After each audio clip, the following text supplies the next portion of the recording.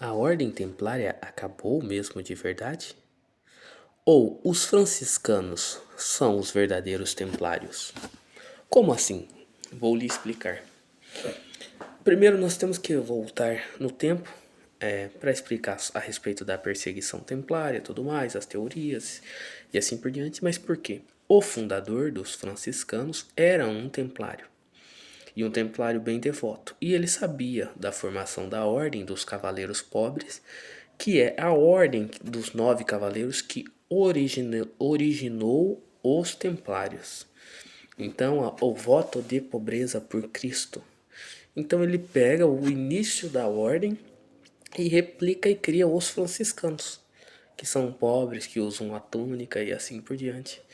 E em vez de fazer a segurança para os pobres da Europa, passam a ser pobres para fazer a segurança e ajudar os pobres.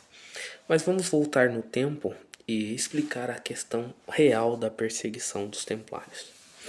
Primeiro, os templários surge o seguinte: antes de para você fazer uma peregrinação para Jerusalém, você tinha que ter um baú de ouro para poder ir. Mas não é isso que os filmes medievais mostram de um carrualo com a carruagem com um baú gigantesco de ouro. Não, era um baúzinho desse tamanho, com moedas na maioria das vezes de ouro ou prata, certo? Era um baúzinho assim, desse tamanho. Por que ele era desse tamanho? Porque ele era fortificado, fácil de carregar. Mesmo assim não era muito fácil porque o ouro pesa. Então muitas vezes era enterrado, tanto que tem muito ouro enterrado pelos jesuítas no Brasil na partida da expulsão da ordem por acho que foi por Pombal, alguma coisa assim. Muito ouro ficou enterrado em si. No Brasil, de vez em quando, hora ou outra, alguém encontra aí. Mas não fala também por causa da União, porque você não tem que pagar pro Tesouro Nacional e assim por diante. Mas voltando ao assunto. Você tinha que pagar uma escolta para te levar a Jerusalém. Então surgiu esses nobres que faziam a escolta para levar o pessoal em Jerusalém e costumava-se a doar moedas para esses nobres. Tá entendendo? Fez a viagem e tal, como que eles. Por quê? Porque doar? Porque você tinha o custo do cavalo, a alimentação, o escudeiro, tudo mais. Por mais que eles estivessem em voto de pobreza, eles tinham que se alimentar, eles tinham que comprar vestes, eles tinham que viver. E aí começou essa costura, essa ajuda simbólica de doar algumas moedas de prata ou algumas moedas de ouro para eles. Mas como eles tinham o voto de pobreza, eles só usavam o extremamente necessário e poupavam o resto. E com isso eles foram ajuntando vultuosas quantias de dinheiro. Chegou um ponto que em cada ponto da Europa, onde era uma base templária, tinha uma quantidade X de moedas de ouro e ouro em si, porque eles tinham feito voto de pobreza. Então escrevia-se uma nota de crédito, 2 notas de crédito, com a quantia do ouro, a quantidade, assim por diante, e o dia de retirada, de saque. E aí que vem o saque, porque a pessoa podia sofrer um saque na estrada e ali você não sofreria mais um saque, porque era só um papel. Então mandava-se um cavaleiro à frente de cavalo, um emissário, levar a documentação, provando que seria sacado por fulano de tal, dia tal, assim, assim, assado, tanto de dinheiro. Então você tirou a necessidade de levar o ouro físico, você criou a nota de crédito.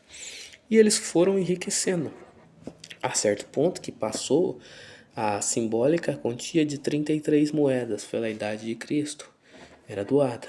O doado, no caso, 33% do dinheiro, alguns dizem, mas eram 33 moedas. E eles foram acumulando vultuosa quantidade de dinheiro. Então chegou um ponto que esses cavaleiros passaram a utilizar isso para preservar a obra de Cristo, então para a construção de igrejas, de conventos, para a preservação de manuscritos que eram muito caros e eram copiados à mão e tudo mais. Mas mesmo assim a vultuosidade e a quantidade de dinheiro foi aumentando cada vez mais e mais e mais. Então eles passaram a emprestar esse dinheiro sem juros para nobres, para fortificações, para construções de castelo, mas muitos desses nobres, como o rei da França, pegaram para luxúria, para construir Versalhes e outras coisas. Qual é a melhor maneira de pagar alguém que você deve? Não pagar, matando. Era assim. na Idade Medieval. Então, o rei francês acusa os templários de heresia, de cuspir na cruz e tudo mais, mas o porquê? Vou explicar uma parte da história que poucos conhecem. Aquele templo muçulmano que está hoje em cima lá do Muro das Lamentações, a mesquita de Al-Aqsa, ali era uma base templária, aquele prédio foi construído pelos templários. E diz a tradição que no momento da construção do prédio, para reforçar a fundação que estava afundando de um lado, encontraram um baú, e nesse baú tinha pergaminhos, mapas e tudo mais. E nesse baú mostrava que havia terras além mares, antes desconhecidas, meio que pré-diluvianas, que ficou preservado ali. Então, os templários estavam guardando isto e o rei da França queria se apoderar disso, desse conhecimento. Então ele denuncia ao Papa do período, que foi um Papa indicado também pelo próprio rei da França, tudo, que o Papa era indicado no período, assim por diante. Você escolhiam ali se tríplice, o preferite, que hoje a votação é feita apenas pelos cardeais, antes era pelos cardeais, mas tinha um dedinho do rei ali, porque boa parte da ordem, tudo, era mantido pela doação do rei, e assim por diante. É complexa a situação. Mas sempre foi o Espírito Santo que escolheu o Papa, tá certo? E continua escolhendo. E aí ele manda pro Papa que os templários estão profanando a cruz, os templários estão fazendo coisa terrível na cruz, cuspindo, que o início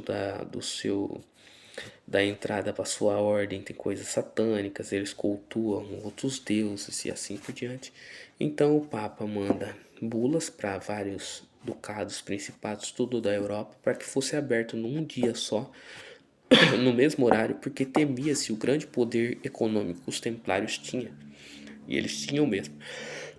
Só que o que eles não sabiam é que muitas pessoas eram templários e eles não sabiam o que eram.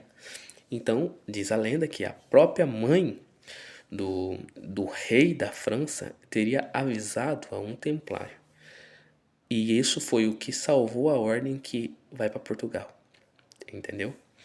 E aí, indo para Portugal, o rei de Portugal peita o Papa do período e não aceita. E depois o Papa, sabendo pelo emissário do rei de Portugal as real intenções do rei da França, permite a criação da Ordem de Cristo em Portugal. Então é fundada a Ordem de Cristo, que nada mais era do que a própria Ordem Templária. Eles constroem o castelo em Comarca, se eu não estou enganado. Eles transferem as oliveiras do Monte das Oliveiras para a nova morada deles. Alguns dizem que foi mudas, outros dizem que foi transportada das oliveiras reais, que eu acredito que tenha sido feito isso mesmo, e fundam a Ordem de Cristo. O rei de Portugal, em um livro chamado Nossa História, manda plantar florestas em Leiria. Então já se sabia que havia terras além mares, mas não tinha madeira suficiente para fazer. Havia o conhecimento templário da tecnologia do barco, de tudo que eles tinham adquirido nas compras de manuscritos árabes, documentação antiga, preservação e tradução, mas não tinha como fazer para acessar. Então o rei de Portugal manda plantar florestas em Leirias, eles esperam a floresta crescer, eles criam escolas de estudo, tal, de técnica, teste, experimento, planejamento, tudo para essa viagem que seria os descobrimentos. Então, no ano de 1492, eles teriam descoberto o Brasil, não em 1500. Aí, com a parceria dos mercadores de Veneza, as tecnologias de barco de Veneza e tudo mais, funda-se o padroado do Brasil. Tanto que o Papa baixa uma bula no período falando que aquele que atrapalhasse os negócios de Portugal estariam automaticamente excomungados porque era de interesse do Papa. Por quê? O interesse de cristianizar esses novos povos pagãos. Entendeu? E aí funda-se a Ordem de Cristo, depois a Ordem Templária, que está nas bandeiras nossas do Império. Antes do Império, a bandeira vermelha e branca, que a bandeira que é risível. Você vê hoje pessoas de direita falando: nossa bandeira jamais será vermelha, sendo que a bandeira mais importante do Brasil era a cruz da Ordem de Cristo, que era vermelha. É risível isso. E aí, o Dom Pedro II depois persegue essas ordens aqui, elas praticamente quase entram em extinção. E aí a volta das ordens jesuítas, tal, e assim por diante, e as ordens jesuítas foram criadas por um templário. E essa é a história. Então, os jesuítas, na verdade, são os templários, são os verdadeiros descendentes dos templários, porque eles seguem o início da ordem, que era os 9 cavaleiros pobres. Então ela não foi totalmente destruída, ela só foi transformada e adaptada com o tempo. E eles passaram a ser os guerreiros do Papa, considerados, porque eles morrem pelo Papa, porque ser voto de pobreza em si, viver é Cristo, morrer é lucro. Essa é a história de hoje, espero que você tenha gostado da informação. Se gostou ou achou interessante, deixe seu comentário para contribuir com o canal, ideias para vídeos, curta, compartilhe, se inscreva e indique para amigos católicos. Uma boa noite a todos. Cristo ad eterno, et secula seculorum. Cristo é para sempre, pelos séculos dos séculos.